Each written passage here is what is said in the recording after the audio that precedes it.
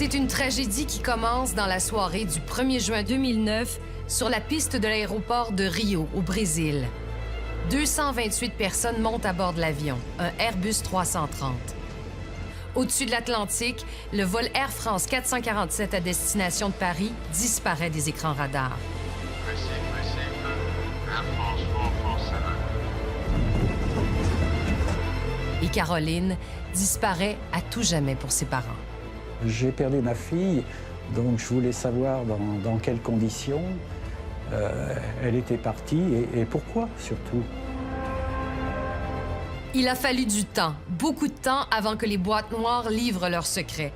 Et ce soir, vous allez comprendre à quel point ces passagers et ces membres d'équipage ont été malchanceux.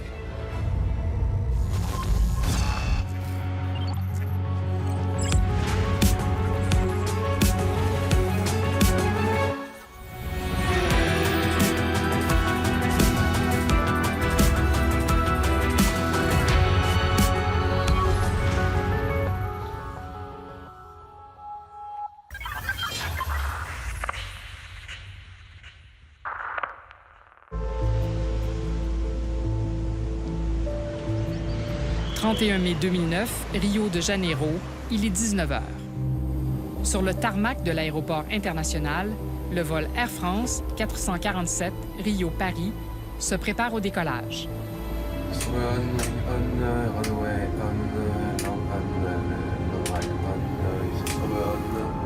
C'est un Airbus A330, le fleuron du constructeur européen. Un avion qui vole presque tout seul. Un avion révolutionnaire dans les automatismes de cet avion et dans la gestion qu'il peut y avoir entre l'être humain et les automatismes de l'avion. Des automatismes tellement perfectionnés que depuis son lancement, 15 ans auparavant, aucun A330 n'est tombé. D'ailleurs, Airbus présente son avion comme indécrochable. Indécrochable, on va être très clair vis-à-vis de tous ceux qui nous regardent. Je ne connais rien qu'on jette en l'air qui ne redescende pas. 216 passagers vont embarquer. Parmi eux, Caroline Soulas, une enseignante de 23 ans. Elle est venue à Rio pour accompagner son mari, qui est agent de bord sur ce vol. Ouais. Vous êtes beau là comme ça, c'est bien. Et donc? Lorsqu'ils sont tous les deux partis, j'ai fréquemment, bien entendu, des textos qui permettent de suivre, pas en temps et en heure, mais de vivre avec eux, en fait, même en décalé, leur séjour. C'est bien. Et le dimanche soir, m'a envoyé le petit texto habituel qui disait « Nous voilà à l'embarquement. On aurait bien aimé prolonger, c'est dommage de rentrer sur Paris. »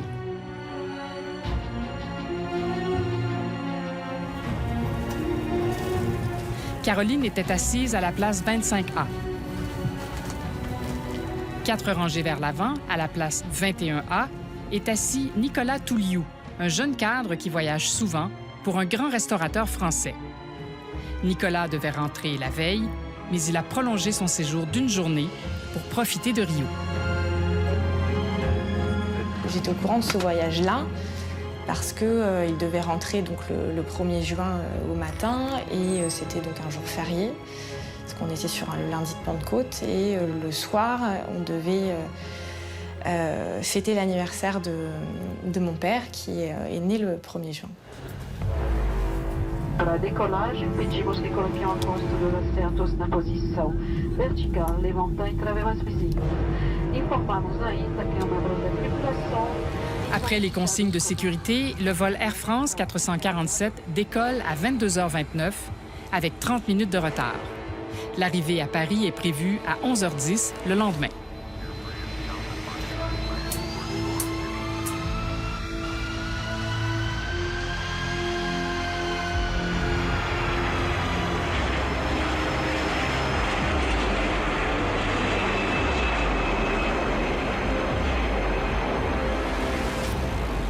Sur les vols long courrier, comme sur ce Rio-Paris, l'essentiel du voyage est entièrement automatisé.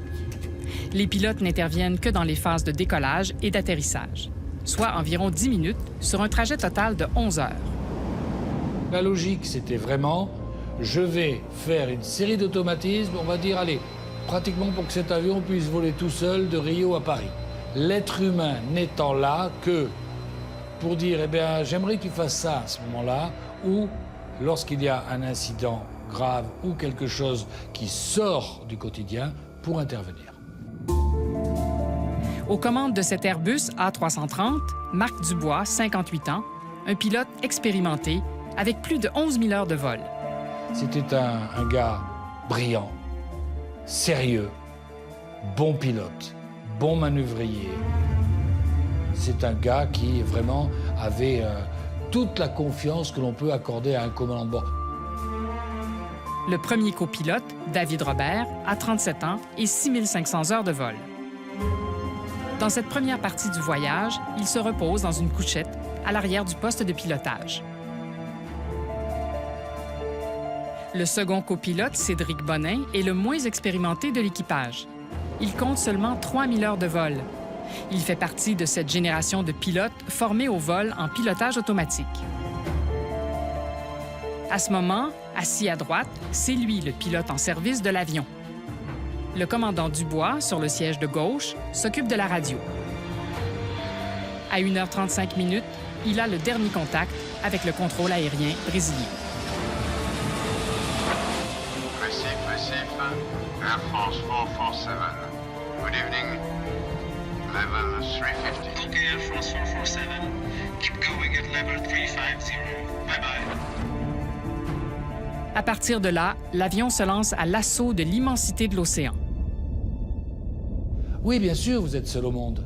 Par exemple, lorsqu'on fait des vols transatlantiques, on reste des 3-4 heures sans pouvoir communiquer avec des moyens classiques de radio avec un contrôleur. La portée des radars est d'environ 400 km. Le vol Rio-Paris quitte la zone de couverture du radar brésilien et restera invisible pendant plus de 3 heures. Il devra réapparaître de l'autre côté de l'Atlantique, sur le radar de Dakar au Sénégal. Les avions sont sur des rails, ils sont sur des autoroutes qui sont tracées. Ils sont là où on les attend. Seulement, pour le vol Rio-Paris, les choses ne vont pas se passer comme prévu. Au petit matin, le 1er juin 2009, le vol Air France 447 n'apparaît pas sur les radars sénégalais et ne répond pas aux appels radio. À 11h04, un avion brésilien décolle vers la dernière position connue du vol Rio-Paris.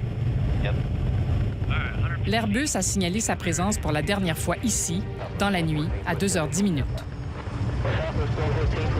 Il s'agit d'un point au milieu de nulle part, au-dessus de l'océan Atlantique. Devant les yeux des sauveteurs, aucune trace sur la surface de l'océan. À ce moment-là, l'Air France 447 ne peut plus être en vol, faute de carburant. Il a tout simplement disparu, avec 228 passagers à bord. Un avion qui disparaît, ça n'existe pas. Là, j'ai dit, mais c'est terminé.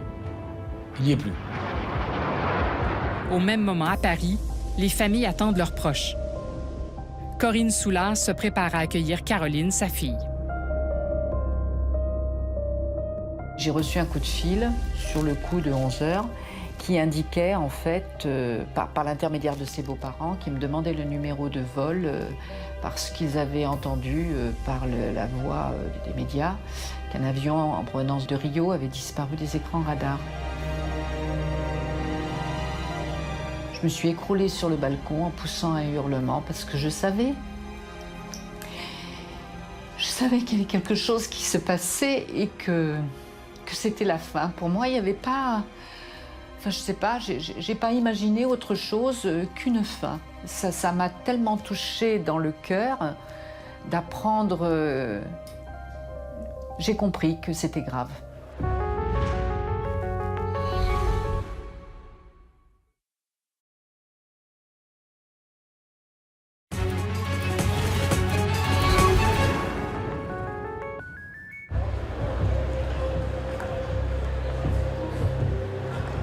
À l'aéroport, une cellule de crise accueille les familles qui arrivent en état de choc. Ophélie Touliou, elle, arrive à 16h30. Elle attend Nicolas, son frère. c'est un cauchemar en fait. C'est un cauchemar parce que vous rentrez dans une pièce où il y a beaucoup de monde. Il y avait 228 passagers à bord de cet avion, donc beaucoup de familles françaises qui sont tous là. On voit tous ces gens qui sont tous en train de pleurer, les bras, ils sont tous voilà. Et ils pleurent, ils crient, et vous arrivez, vous dites c'est pas possible, c'est un cauchemar. C'est un cauchemar. La petite amie de son frère arrive aussi sur place. Là, j'ai retrouvé ma belle-sœur, je pense que je peux dire ça comme ça, qui m'a sauté dans les bras et qui m'a dit on voulait vous annoncer notre mariage ce soir. Et là, j'ai craqué. Là, j'ai réalisé que c'était juste pas possible. C'était pas possible, c'était pas possible. C'était pas possible qu'ils soient plus là, c'était pas possible qu'ils allaient se marier, c'était pas possible que ce soit arrivé ce jour-là, l'anniversaire de mon papa. Qu'est-ce qu'on avait fait pour mériter ça?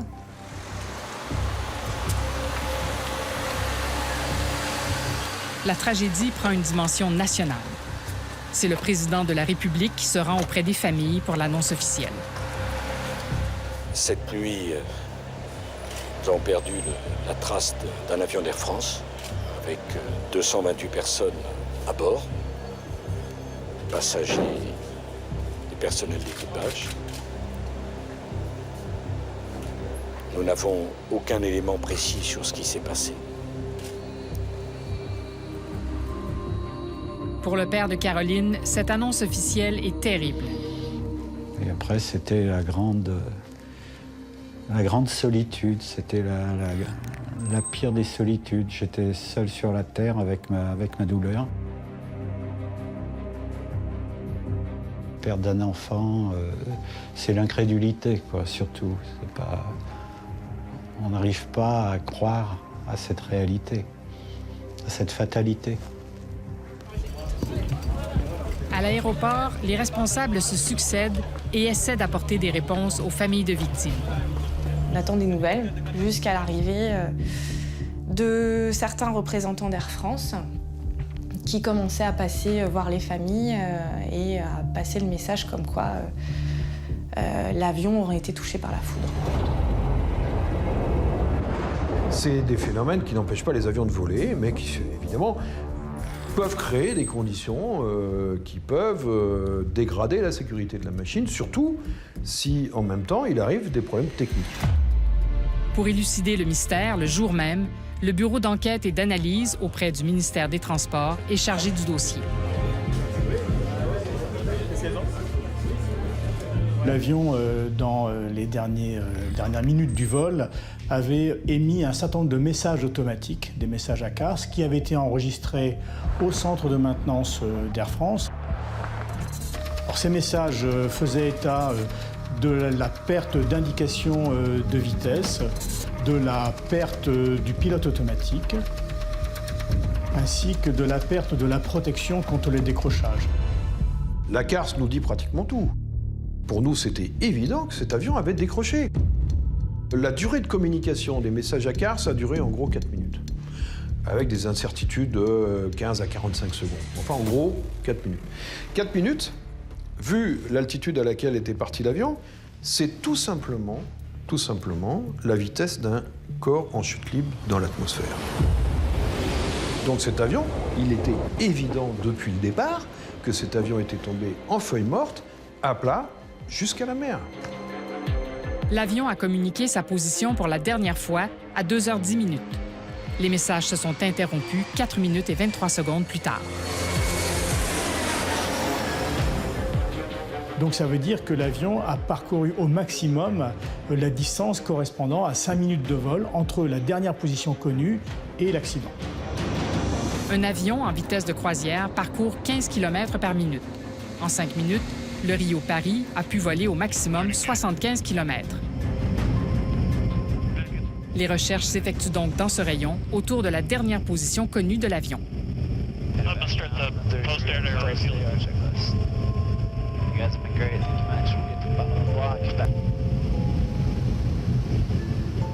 Au bout de 5 jours, les sauveteurs repèrent des débris à la surface de l'océan.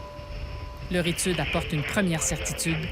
L'avion n'a pas été victime d'une explosion en vol.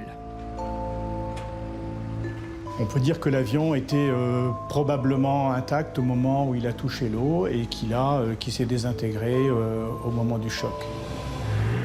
Pour savoir ce qui s'est vraiment passé, une seule solution, retrouver les boîtes noires de l'avion au fond de l'océan. La seule chose dont on est certain, c'est que on a le dernier emplacement via la CARS enregistré, on a la zone d'impact, puisqu'on a retrouvé des morceaux. Maintenant, il n'y a plus qu'une seule chose à faire, malgré la profondeur, 4000 mètres. Il faut retrouver ces boîtes noires, il faut retrouver l'épave pour la faire parler. Il faudra pourtant 2 ans avant que les boîtes noires ne soient retrouvées.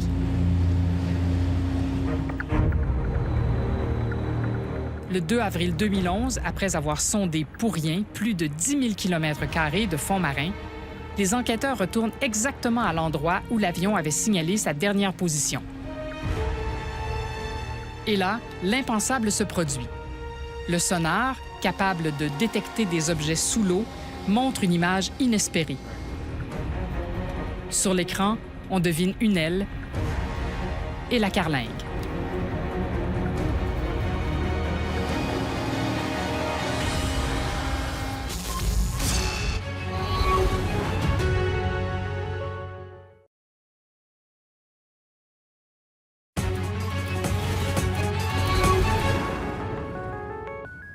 Deux ans après le drame, les boîtes noires sont retrouvées.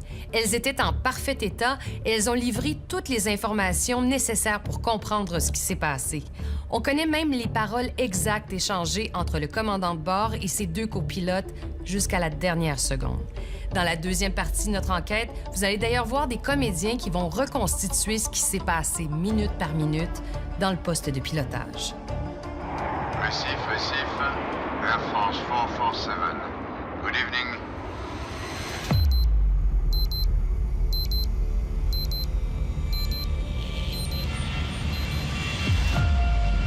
Nous sommes 40 minutes avant l'accident. L'avion est en vitesse de croisière à une altitude de 35 000 pieds, soit 10 000 mètres. À 1h35 minutes, le commandant Dubois a le dernier contact avec le contrôle aérien brésilien. Récif, Air France 447. Good evening. Level 350. Okay, Air France 447. Keep going at level 350. Bye-bye.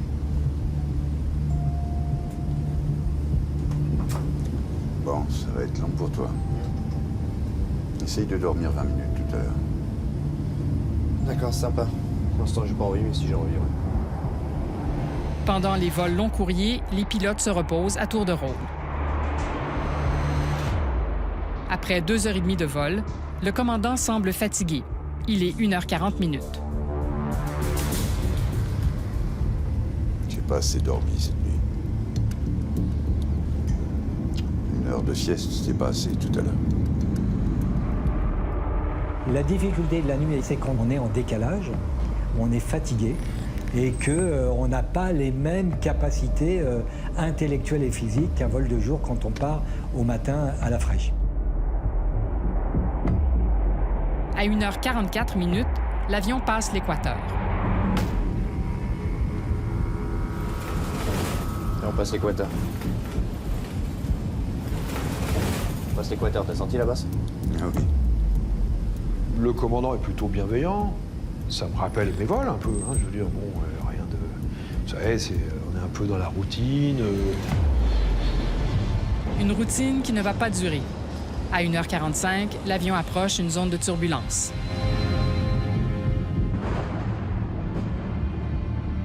Je dirais qu'on va rentrer dans la couche devant. Ce serait bien de monter un peu là, non? On va attendre un peu, si ça passe. On va pas se laisser emmerder par des cumulus. Il se dirige vers quelque chose que nous appelons techniquement le front intertropical. Il s'agit de courants qui arrivent du nord pour l'hémisphère nord, du sud pour l'hémisphère sud. Les deux se rencontrent à un endroit où il y a des 35-40 degrés. Donc là, vous avez une espèce de barrière nuageuse qui monte, qu'on appelait toujours à l'époque de la postale le fameux poteau noir.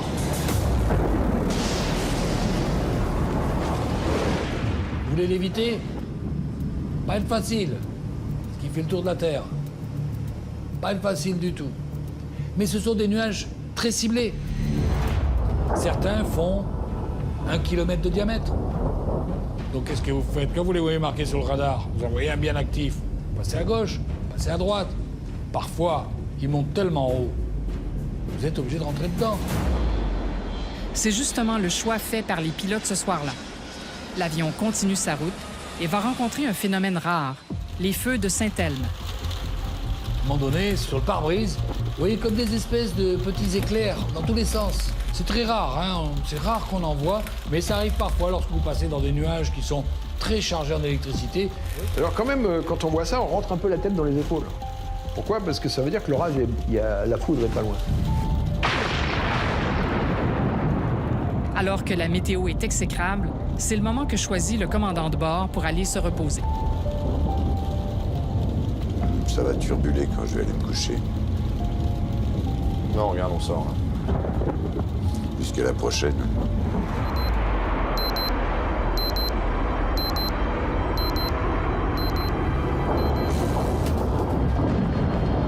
Nous sommes 15 minutes avant le crash. C'est le plus jeune des pilotes qui reste aux commandes de l'appareil. Il est 1h59. David Robert, le deuxième copilote, vient remplacer le commandant. Bien dormi? Moyen. Je somnolais en fait. T'as pas dormi? Il a dit moyen.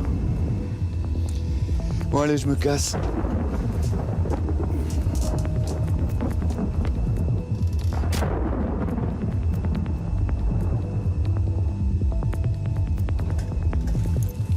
Ça va où? Ça va. Bon, les petites turbulences qu'on a eues tout à l'heure, on va retrouver ça dans la couche devant. Je vais les appeler à l'arrière pour leur dire.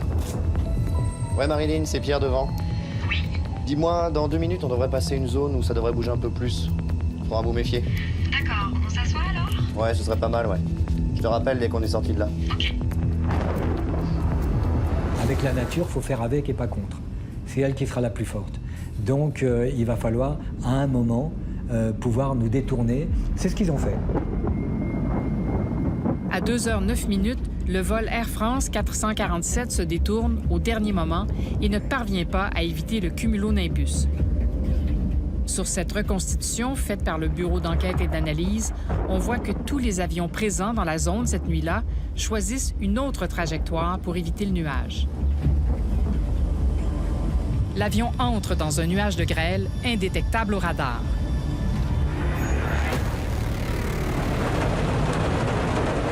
Les cristaux s'écrasent contre la carlingue. À 2h10 et 5 secondes, le pilote automatique se déconnecte.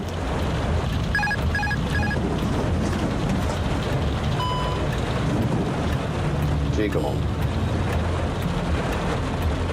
C'est rapide, hein, ça vient vite. Hein. Alors vous êtes... Tac, tout d'un coup, pouf. Voilà, à là. Donc il dit au pilote, démerdez-vous.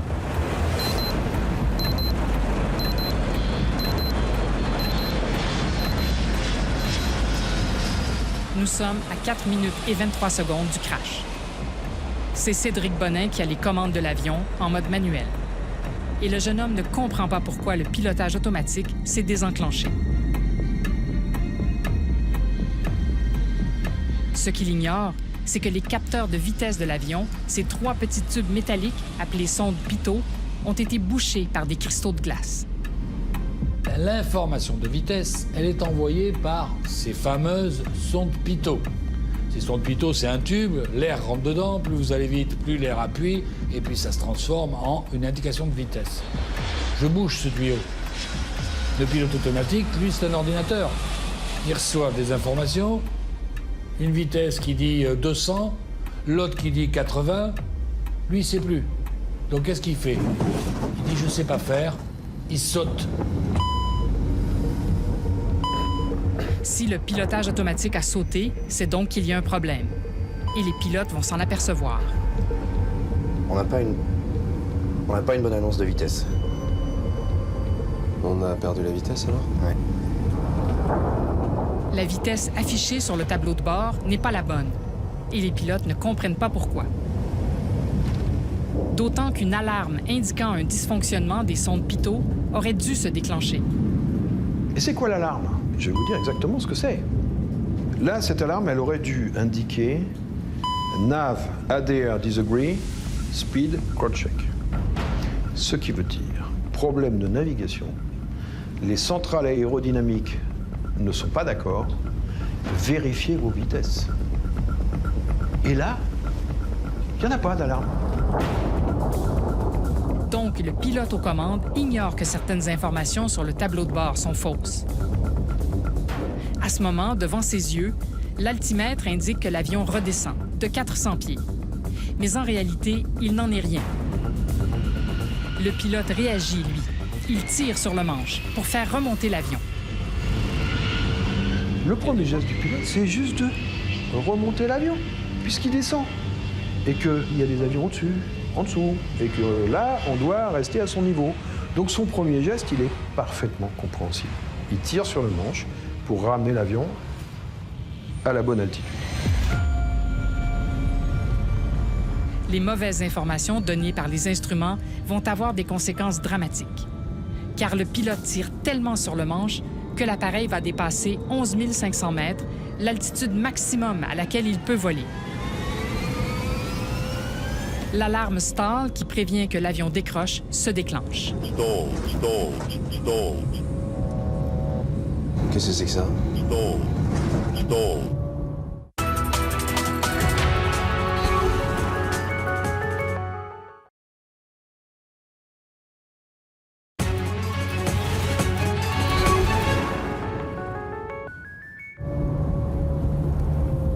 La situation est critique, car l'avion commence sa chute.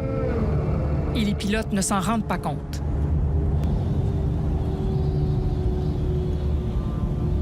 Donc à ce moment-là, l'avion commence à chuter très lentement. Hein. C'est pas brutal, hein. C'est tout doucement, tout doucement. Et là, ils sont dans l'incompréhension, en effet. Personne ne comprend que l'avion a décroché. Tout se passe dans les 20-25 premières secondes. Après, il y a 4 minutes de chute. Mais moi, je maintiens que là, au bout des 25 secondes, c'est fini.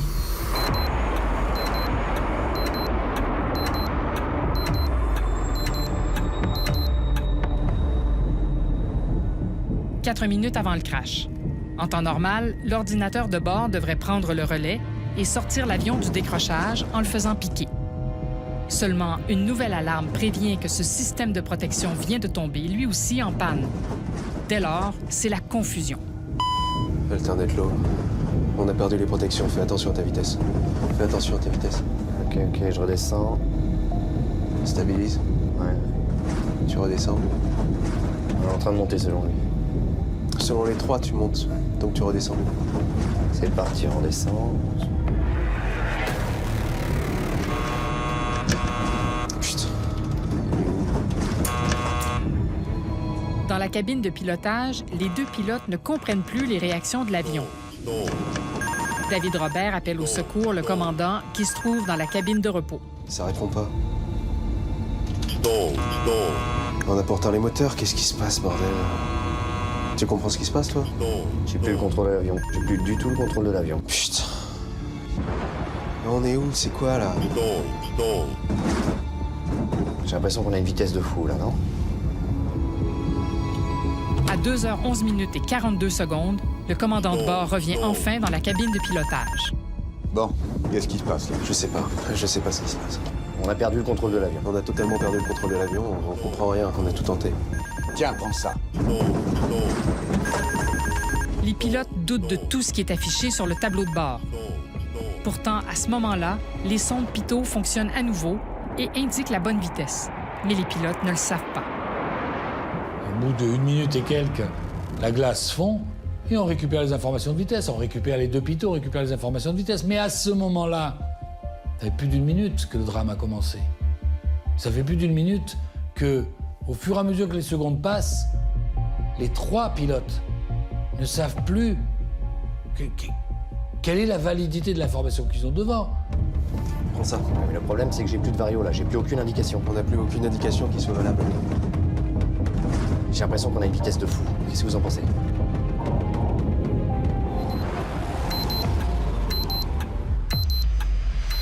En réalité, l'avion n'avance plus. Il est en chute libre, à seulement 4500 mètres d'altitude. Dans la cabine, les passagers commencent à se rendre compte que quelque chose ne va pas.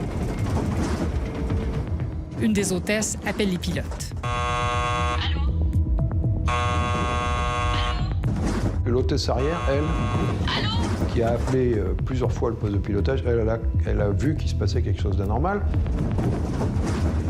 Et donc elle était au niveau de l'empennage, qui était un empennage énorme, hein, sur un A330, et il devait y avoir un bruit d'enfer. Le bruit aérodynamique de cet empennage qui ne fonctionnait pas dans le bon sens. Les passagers, ils ont été remués dans tous les sens. Ils ont dit, je peux vous assurer que ça, il n'y en a pas un qui dormait dans la cabine, c'est une évidence. L'avion, un coup, il est parti à droite, un coup à gauche, un coup vibré, des bruits. Les accélérations qu'ils ont dû subir dans un sens, à droite, à gauche, en haut, en bas. Alors, qu'ils aient réalisé que l'avion tombait, je n'irai pas jusque-là, mais et ils ont dû être, malheureusement, ils ont dû comprendre que quelque chose d'important se passait, ça c'est sûr. Pour entamer une procédure de secours, les pilotes doivent d'abord stabiliser l'avion. Ça y est, les ailes sont à l'horizontale, non? Mais les ailes à plat, oui. Et suivre l'horizon de secours. Là, ta vitesse. Tu montes. Tu descends. Descends. Descends. Je suis en train de descendre. Là. Non, tu montes là. Je monte? Ok, alors on descend. En altitude, on a quoi là? Putain, c'est pas possible. On sent vraiment que, depuis le moment où il ouvre la porte jusqu'à la fin, il est en train de voir quelque chose de dramatique devant lui quand même. Il voit un avion qui tombe à plus de 10 000 pieds minute, à plus de 3000 mètres par minute. Attendez. Et puis j'imagine que quelque part, même s'ils n'ont pas tout compris, il y a un petit coin du cerveau qui voit bien que l'affaire, ça ne va pas durer longtemps. Et ça ajoute du stress. Et vous savez qu'en situation de stress, le cerveau n'est plus capable de faire grand-chose. On a le petit, on a quoi là? Mets les ailes à l'horizontale. Les ailes à l'horizontale. C'est ce que je cherche à faire depuis tout à l'heure. Mets les ailes à l'horizontale. Ça y est, je suis à fond avec du gauchissement. Allez, doucement. On a tout perdu au niveau de l'aile gauche. Ça y est, on arrive au niveau 100 là. Niveau 100, c'est-à-dire 3000 mètres.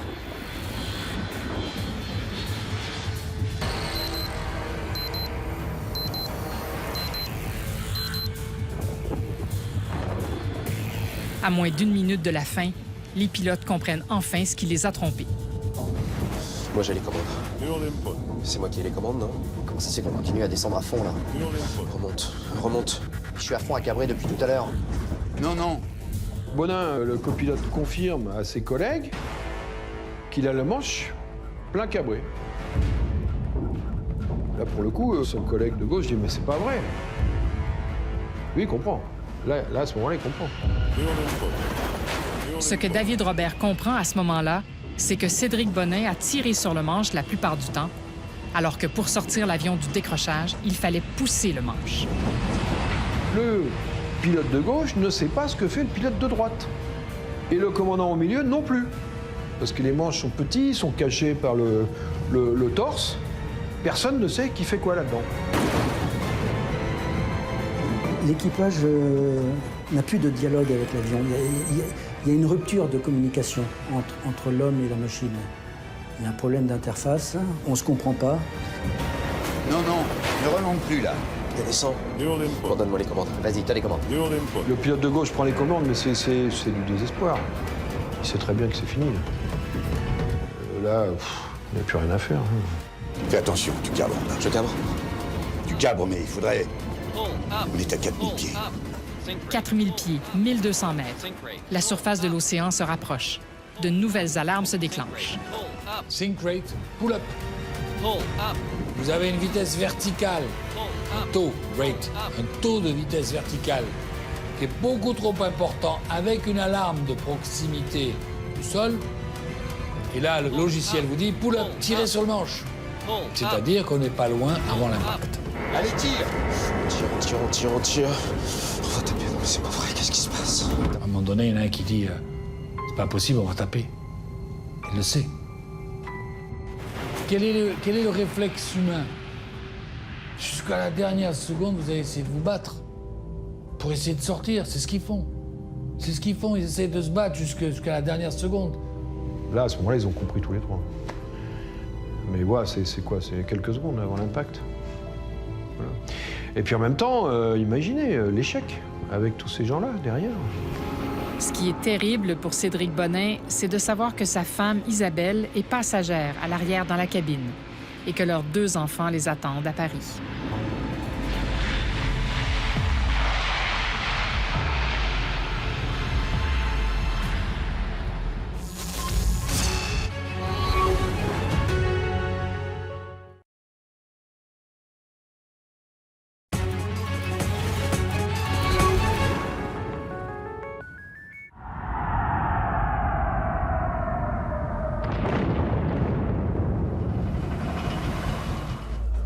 « 74 victimes n'ont jamais été retrouvées. » En juillet 2012, le Bureau d'enquête et analyse a présenté les conclusions de son enquête.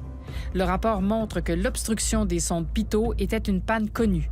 9 incidents du même type ont été recensés par Air France dans l'année qui a précédé le crash du vol 447. En fait, tout le monde était au courant de ce problème des tubes Pitot qui s'obstruaient avec les cristaux de glace. Air France était au courant. Air France était d'ailleurs inquiète et je pense a alerté le constructeur. Le constructeur était bien sûr au courant, la DGAC était au courant. Tout le monde était au courant, sauf les premiers concernés, les pilotes. C'est quand même extraordinaire. Pourtant, en avril 2009, 2 mois avant l'accident, Air France avait déjà mis en place un programme de remplacement progressif des sondes Pitot avec des modèles plus fiables. Seulement, les sondes du vol Rio-Paris n'avaient pas encore été changées. À quelques mois près, ça s'est pas passé. À quelques mois près. Voilà. Aujourd'hui, toutes les sondes Pitot ont été changées sur les Airbus A330 de la flotte Air France. Le rapport du BEA souligne aussi une ironie du sort. Si les pilotes du vol 447 n'avaient rien touché, l'incident ne se serait probablement pas transformé en drame. Ce qui s'est passé pour 2 autres avions, un de XL Airways et un d'Air Caraïbes, qui ont eu exactement la même chose, sans rien toucher. Et donc l'avion ne touche à rien. L'accélération est toujours la même. Il monte pas, il descend pas. On se contente juste de le tenir en disant pourvu qu'il descende pas, pourvu qu'il monte pas. Et puis au bout de 2, 3, 4 minutes, les sondes se sont réchauffées, ils ont récupéré. Et puis ils ont pu remettre le pilote automatique. Si ces équipages ont mieux réagi, c'est parce que les conditions de vol étaient bien différentes. Moi, 2 jours sans nuage, je sais le faire. C'est pas le cas de cet équipage. Là, ils ont eu la concordance, la coïncidence de toute une série de choses qui font que, malheureusement, ça ne pouvait pas bien se terminer. Vous mettez 100 pilotes à leur place, je pense qu'il y en a 99 qui meurent. Le 100e, probablement, c'est parce qu'il a été à l'église la veille. Voilà. Faut rester humble, hein. À la suite de l'accident du vol 447, l'entraînement des pilotes d'Air France a été amélioré. Des séances de simulateurs sur le pilotage manuel en haute altitude et le décrochage sont désormais obligatoires.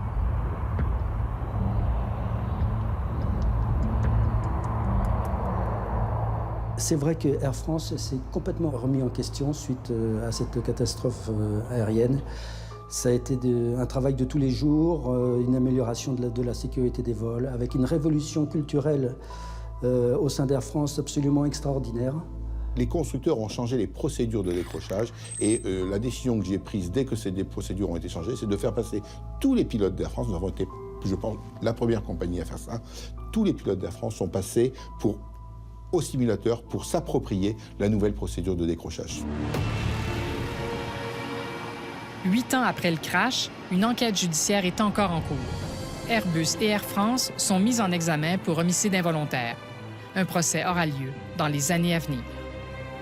L'accident montre qu'il y a eu à un moment ou à un autre une défaillance dans le système, qu'il soit chez le constructeur ou chez l'opérateur, voire même les deux. Et ce débat public permet de les mettre les uns et les autres en face de leurs responsabilités. Mais la sanction la plus importante, c'est certainement pas de les condamner à X dizaines de milliers, centaines de milliers ou millions d'euros d'amende. C'est de venir dire publiquement, là, vous avez commis une faute. Là, vous vous êtes trompé et vous devez y remédier.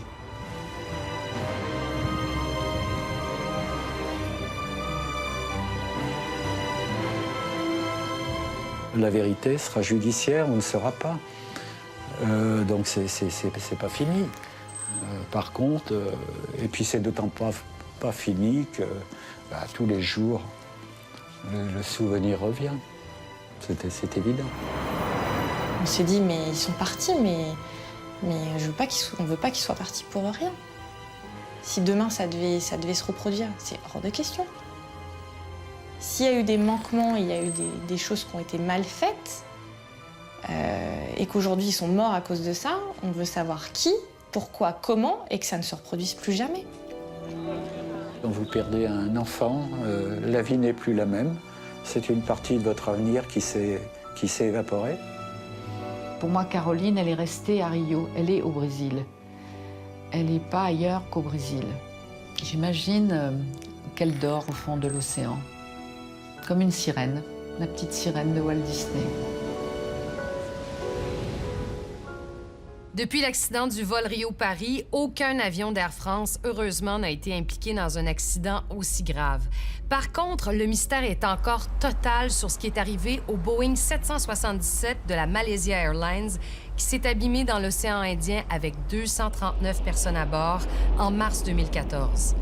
Le vol MH370 devait relier Kuala Lumpur à Pékin, mais des débris ont été retrouvés beaucoup plus à l'ouest, sur les côtes de l'Afrique. 3 ans plus tard, on ne sait même pas où est cet avion, encore moins ce qui a causé cette catastrophe.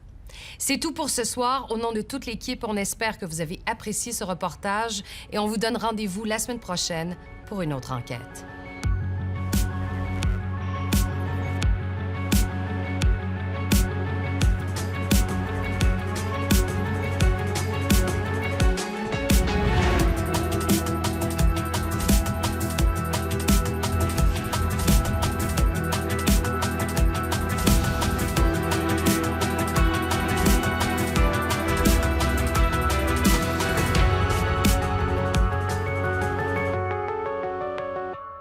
Crédible, vérifiée, pertinente.